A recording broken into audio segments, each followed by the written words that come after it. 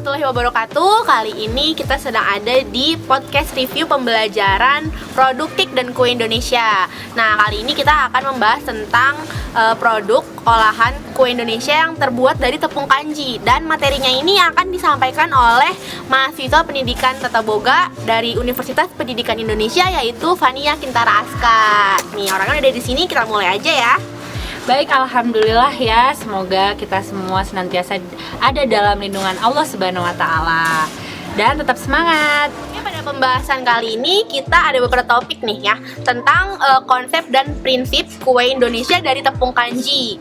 Nah, saya penasaran nih Kak Fania, apa sih yang dimaksud dengan tepung kanji itu?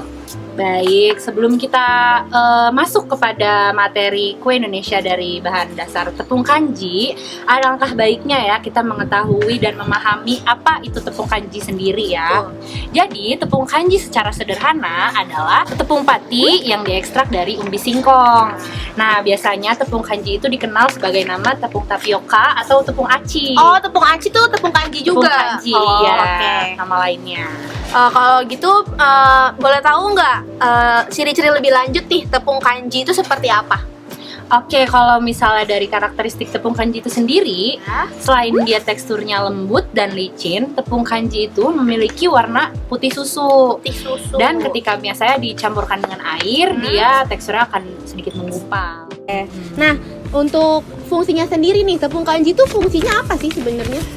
Tepung kanji itu fungsinya sebenarnya banyak ya. Kalau misalnya di dalam makanan, tepung kanji itu fungsinya yang pertama sebagai bahan utama pembuatan kue Indonesia. Dia bisa menjadi bahan utama. Kemudian dia juga biasanya menjadi penambah tekstur kenyal pada pada masakan yang berbahan dasar tepung beras. Oh, jadi dia sebagai bahan utama tapi juga sebagai bahan tambahan. Sekali. Kemudian dia juga bisa menjadi pengental masakan berkuah. Lalu dia bisa menjadi bahan baku pembuatan kerupuk. Lalu dia juga bisa menyempurnakan seluruh tekstur kue sehingga dia mudah untuk digigit ataupun dikunyah. Wah, teman-teman, ternyata banyak banget ya fungsi dari tepung kanji itu sendiri. Nah, tapi kalau misalkan aku nih mau beli tepung kanji, ada nggak sih beberapa hal yang harus diperhatikan dalam cara memilih tepung kanji yang baik gitu? Oke, untuk pemilihan tepung kanji itu sangat penting ya, karena dia akan mempengaruhi pada kualitas kue yang akan dibuat juga. Jadi yang pertama nih, hal yang harus diperhatikan untuk pemilihan tepung kanji yang baik dan benar itu, yang pertama adalah diperhatikan warna tepungnya. Kalau misalnya warna tepung itu sudah kusam, berarti itu tuh kualitas tepung kanjinya itu juga sudah menurun. Gitu. Diingat ya teman-teman, kalau udah kusam itu jangan dibeli. Kemudian yang kedua, harus dipilih yang tidak berbau dan tidak ada kotoran di dalamnya. Oh, berarti ciri-cirinya itu kalau udah berbau berarti juga udah nggak bagus. Kenapa berbau? Biasanya itu menandakan bahwa tepung kanji itu sudah ditumbuhi oleh jamur. Oh, udah berjamur.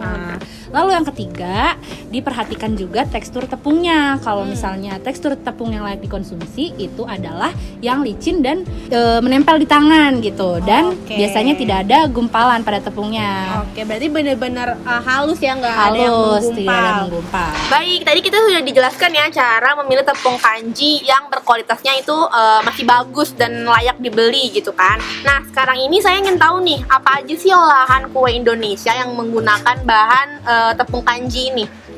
Oke, olahan pada tepung kanji ini kan dia biasanya menjadi bahan utama, kemudian bahan penambah kan ya pada suatu masakan.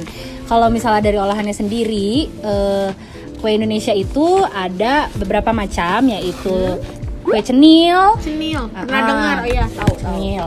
Lalu ada kue lapis. Ini tema kita utama yang dibahas hari ini ya, kue lapis. Iya, benar sekali. Lalu ongol-ongol. Kemudian ada kue talam ijo, dan biasanya sekarang tuh yang lagi ngetren itu cireng. Kemudian ada cimol, cilok juga. Ya, pokoknya yang cici itu peracian ya teman-teman. Benar sekali. Nah tadi kan kita dari awal ini kita akan membahas tentang pembuatan kue dari tepung kanji. Nah kita ini yang bakal kita bahas utama ini adalah pembuatan kue lapis. Nah, bisa nggak sih Kak Fania jelasin apa aja bahan dan alat yang diperlukan serta cara pembuatan dari kue lapis ini sendiri? Oh baik, kalau misalnya untuk kita mulai dari bahan ya. Iya, dari bahan Bahannya yang pertama yang kalian harus butuhkan adalah santan kental, santan kental, kemudian pastinya tepung kanji, iya, lalu tepung beras, kemudian ada daun pandan, ada garam, gula pasir, kemudian ada untuk bahan tambahannya ada vanila bubuk, atau biasanya juga kita bisa menambahkan susu kental manis. Lalu bahan pewarnanya adalah pasta pandan, kemudian warna merah cabai. Oh, itu biar lebih cerah aja. Lebih cerah. Kayak menarik gitu kalau kita ngomongin tuh kayak bener. menarik warnanya. Benar sekali. Nah, tadi udah bahan nih. Sekarang untuk alatnya sendiri ada apa aja nih yang diperlukan? Baik, untuk alat yang diperlukannya adalah yang pertama kalian harus membutuhkan kompor, kemudian panci, kemudian waskom, lalu ada balon whisk atau buat pengocok ya. Kemudian ada saringan, lalu ada dandang, kukusan, lalu ada loyang yang berukuran 25 cm kali 10 cm kali 7 cm. Oke. Kemudian ada gelas ukur, ada sendok sayur, dan terakhir toples untuk penaruhnya. Oke, tadi bahan udah, alat udah. Sekarang gimana cara pembuatannya nih? Cara buat kue lapisnya Kak Fania, tolong dijelasin. Jelasin sedikit-sedikit ya dasar bahan. Oke, Yang pertama, kalian harus menyiapkan panci serta kukusannya juga. Dan dibungkus tutup kukusannya oleh serbet biar nanti Nggak airnya netes ya? Iya, benar. Dan dipanaskan dulu ya sebelum kita mengolah kue lapis. Oh, jadi biar pas adonannya udah jadi, kukusannya udah siap. siap, Oke. benar. Nah, yang kedua nih, kita cuci daun pandannya terlebih dahulu, kemudian rebus dengan santan kental tadi dan beri sedikit vanila dan juga gula serta garam. Kemudian setelah santannya sudah matang, lalu kita masukkan bahan adonan kering seperti tepung beras dan tepung kanji, dicampur kemudian dituang santannya perlahan demi perlahan, lalu dikocok sampai adonannya tercampur rata. Selanjutnya itu kita menyisihkan 3 adonan. Jadi yang pertama adonannya berwarna putih, lalu kemudian adonan yang kedua berwarna hijau, lalu yang ketiga adonannya berwarna merah. Oh iya, tadi sesuai pewarna yang tadi ya. Sesuai pewarna yang tadi. Nah, caranya yang pertama kita masukkan ke dalam loyangnya adonan warna hijau terlebih dahulu. Kemudian setelah itu adonan tersebut kita kukus selama 3 menit. 3 menit sampai adonannya keras, lapisan yang pertama. Lalu yang kedua kita tuang lagi. Oh iya, tuangnya menggunakan sendok sayur ya, sebanyak 2 sendok sendok sayur.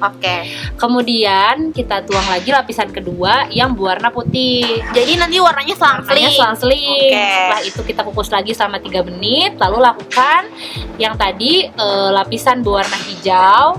Kemudian kukus lagi dan ulang pokoknya sampai habis adonannya.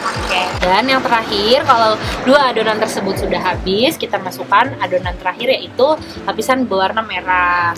Oh, jadi berwarna merah ini paling atas aja ya untuk mempercantik lah gitu. Nah, setelah lapisannya sudah habis atau adonannya juga sudah habis, baru dikukus selama 15 menit. Setelah 15 menit, baru angkat kue lapisnya dan kita potong menggunakan pisau yang harus dilapisi dengan minyak. Kalau tidak, dia akan lengket. Biasanya kue lapis itu enaknya disajikan secara hangat. Tadi itu cara pembuatannya ya. Nah, kalau saya nih di rumah pengen bikin kue lapis, ada nggak sih tips and trick yang harus dilakukan agar kue lapis yang saya buat itu nanti nggak gagal? Kalau untuk pembuatannya sendiri, kue lapis ini sebenarnya sederhana ya untuk dilakukan, tetapi ada beberapa faktor yang harus diperhatikan dalam pembuatan lah ya lapis. Benar sekali. Nah, tipsnya itu adalah yang pertama harus menggunakan bahan-bahan yang berkualitas, baik itu santannya, kemudian tepungnya, pewarna dan lainnya. Kemudian yang kedua, sebaiknya harus dipanaskan panci kukusannya terlebih dahulu sebelum pengolahan kue lapis. Jadi dipastikan pas kita masukin airnya udah mendidih gitu ya? Iya benar, udah panas. Kemudian dalam pembuatan perlapisannya itu sebaiknya diperhatikan waktu pengukusannya. Biasanya sekitar 3 menit ya, yang Iya. tadi sudah saya sebutkan. Per lapisan itu 3 menit. 3 menit. Oke. Benar. Dan dalam penuangan adonannya harus diratakan dengan benar. Kalau tidak, dia biasanya terdapat bubble-bubble yang akan nanti hasilnya jadi berongga si kue lapisnya. Iya, jadinya Nah, kurang baik juga. bagus ya. Kurang bagus, benar sekali. Wah, tadi udah jelas banget ya teman-teman apa yang dijelasin sama Kak Fania Kintaraska. Apa itu tepung kanji, cara pembuatan kue lapis, bahan dan alatnya juga udah lengkap banget. Terima kasih untuk Kak Fania Kintaraska. Iya. Materi yang dijelaskan tadi cukup bermanfaat untuk kita semua ya. Tentu para siswa yang mendengar dan teman-teman yang mendengar juga di sini semuanya jadi lebih tahu banyak nih apa tentang tepung kanji dan juga cara pembuatan kue lapis. Sekali lagi saya ucapkan terima kasih kepada Kak Fania Kintaraska dan untuk teman-teman yang Sama. sudah memberikan perhatian dalam podcast ini. Saya akhiri podcastnya. Wassalamualaikum warahmatullahi wabarakatuh.